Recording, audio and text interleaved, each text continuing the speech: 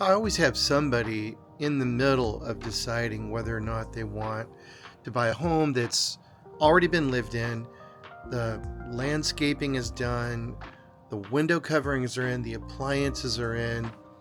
It's really dialed. Maybe there's trees and just the landscaping alone can be a thing. But there's a lot of little upgrades that people overlook when they're buying a home. And there are those that are considering buying a new home.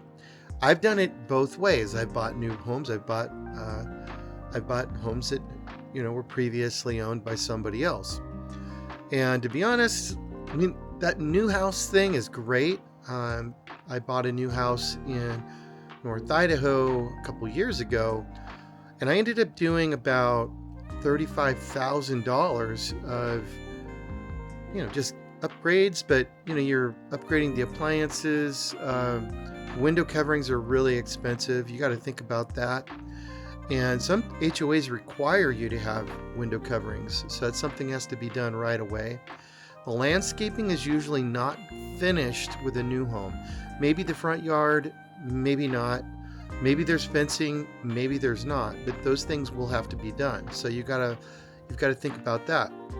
I know one thing that I ran into in one of my properties was that the finished driveway just wasn't as wide as I wanted it to be.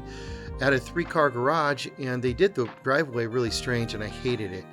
I actually tried to not buy the house because of that, but I couldn't get out of the deal.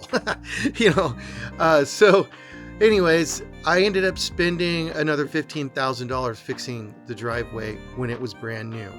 And one thing that really bothered me was that the color of the concrete was never exactly the same. And that always really irritated me.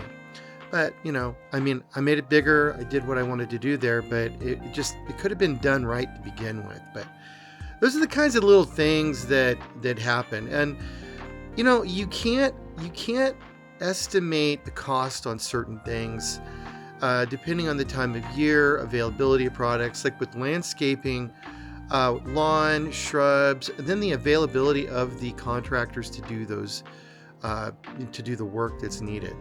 So I'm not trying to steer you one way or the other, but I want you to be aware of the fact that when you're buying a new home, you are going to have to spend additional money before you can really call it your own. And maybe you enjoy that.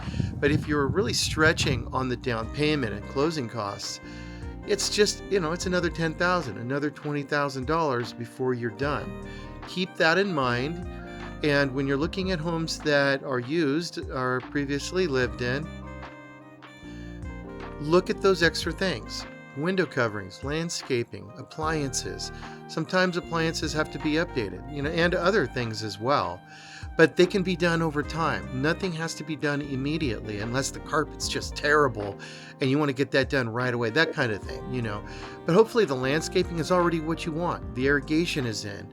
The trees are mature. And that's another thing. Like with an older neighborhood, you're going to get older, more beautiful trees and the landscape on all the properties and no building noise.